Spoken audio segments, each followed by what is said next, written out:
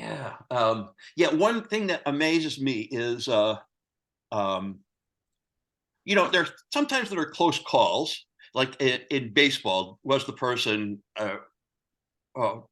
safe or out? And um, and you can see where your alliance with your team, in this case now sociocentricity, would lead you to estimate on your own side unconsciously. But what amazes me is sometimes it will be very clear that the person was safe, and there'll be replays on it, and still fans will Mhm. insist the person was out. Mhm. And that's a hard one for me to get my mind around. I mean, you're actually seeing it, so it's not a subtle close call. Mhm. And I wonder how that takes place. I wonder how the person uh, uh, kind of squares that with my fairness as my default position in life. I mean, my default is that, of course, I'm fair, but Right. Mhm. yeah. So these unsubtle ones. Yeah, Well, it shows the power of self-deception. yeah, And here, it's important to realize that humans don't learn self-deception. mm, We, yeah, we don't learn that. It's a natural mechanism that yeah. we come with. Right, And it enables us to believe all kinds of nonsense right, so right. that we can maintain our point of view, Hmm. so that we can keep from seeing things we don't want to see, Hmm. Hmm. so that we can keep telling ourselves how amazing and wonderful we are Hmm. when maybe we're not. Hmm.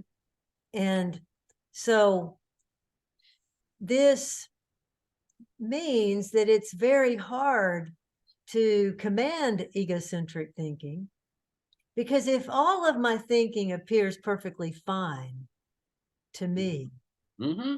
then, Hmm. in other words, if rational thinking appears rational in my mind, Right. and irrational thinking, be it egocentric or sociocentric thinking, if that appears fine to me, it all appears rational Hmm. to me, then is there any hope for the human species? In at least in that respect, yes, yeah, yeah, Mhm. and the self deception is also uh, interesting in this way. As far as from my reading, it's very clear that chimps can be deceptive, sometimes in very subtle ways. Like there are these films of chimp having a delectable piece of food, and the other members of the troop are around, and she will bury it right here. But now Mhm. she'll start looking for it over here, so that all the troop goes over to this other place, and then she suddenly goes back and eats the choice food in this other place. So she's deceived others. But I don't know of any good evidence that chimps engage in self-deception.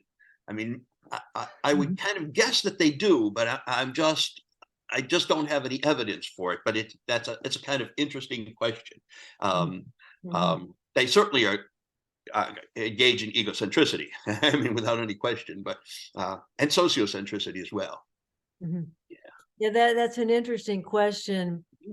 Um, and but back to humans, Hmm. because all we, I mean, I think if someone's trying to answer the question that I just asked, in other words, if all of my thinking appears rational, whenever all of it cannot be rational, then how do we delineate Hmm. the irrational from the rational? Yeah. And the first thing I would say is you have to be motivated to do so.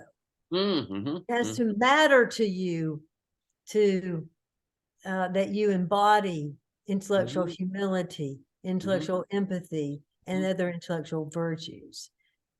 Hmm. And it has to bother you when you behave in a closed-minded way, and obviously in a selfish way.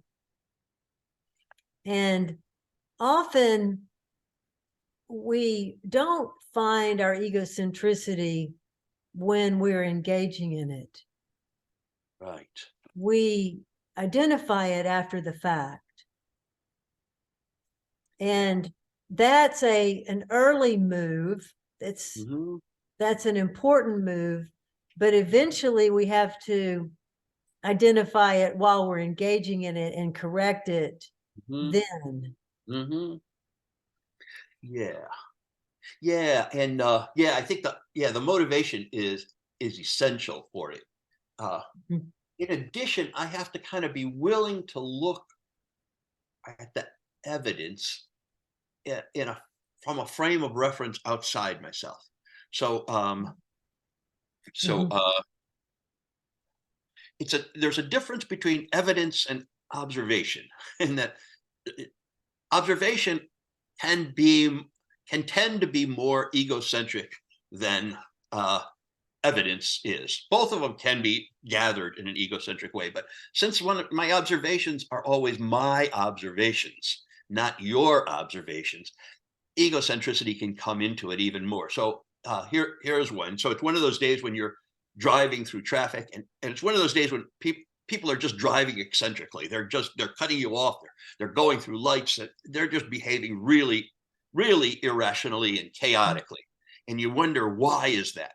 Well, it might be for many reasons, but one reason you should examine is it's not them, it's me. I'm the one who's driving erratically, and I'm noticing these other people doing things because they cut me off because I just cut them off, and I just went through a yellow light.